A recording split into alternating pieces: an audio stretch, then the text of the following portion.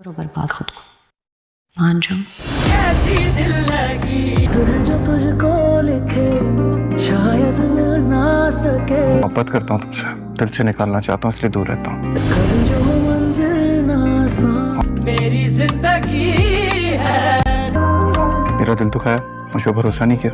ये जो मेरी हालत है ना, तुम्हारी वजह से। खैर तू अब जो मिले सुन ले ये सदा ना मुझे, ताकि मैं खुद को बर्बाद करने से रोक दूँ। हर रंजिश को भी दरमियां है तू। आयरा भी अपनी ज़िंदगी बहुत ही ज़्यादा पक्की है। उसने भी ये फैसला कर लिया होता है कि कामयार को वो पहले जैसा बना के ही छोड़ेगी। और जैसे ही कामयार देर से घर वापस आता है तो आयरा कामयार की जगह पर सो चुकी होती है।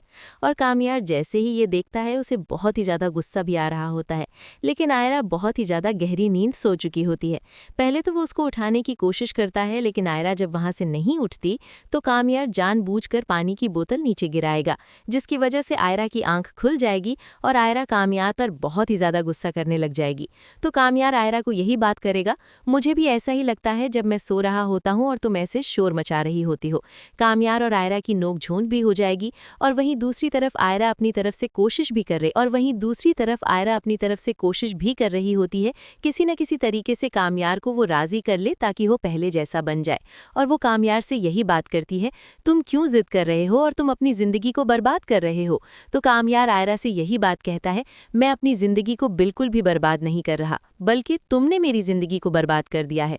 तुमने जब मेरी बात का एतबार नहीं किया था और मुझे यूं जलील करके अपने घर से निकाल दिया था, उसके बाद से मेरी ज़िंदगी बर्बाद हो गई है। और मैं जब भी तुम्हें देखता हूं तो मुझे वो सारी बातें याद आ जाती हैं। तो आयरा कामयार से यही बात कहती है, अब तो सब कुछ ठीक हो चुका है, मैंने तुमसे शादी भी कर ली है और मैं तुमसे माफ़ी भी मांग चुकी हूँ। तो कामयार आयरा को यही बात कहता है, माफ़ी मांगने से कुछ भी ठीक नहीं हो जाता और मेरा दिल वैसे की तरह नहीं हो सकता। और तो कामयार आयरा से यही बात कहता है, अब कुछ भी पहले की तरह नहीं हो सकता।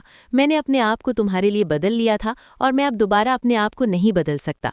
अगर मैंने दोबारा अपने आप को पहले जैसा बना लिया और कहीं तुम मुझे दोबारा छोड़ के चली गई तो मैं जी नहीं पाऊंगा, तो इसीलिए मुझे ऐसा ही रहने दो। और कामयार की बातें सुनने के बाद आयरा बहुत ज़्यादा परेशान हो जाएगी। और आयरा को तो इस बात का अंदाज़ा ही नहीं था कि कामयार कितना आगे निकल चुका है और आयरा के लिए कामयार को पहले जैसा बनाना बहुत ही ज़्यादा मुश्किल हो रहा होता है। और उस घर में कामयार की दादी ही आयरा से ठीक से बात करती है और कोई आयरा से बात भी नहीं कर रहा होता।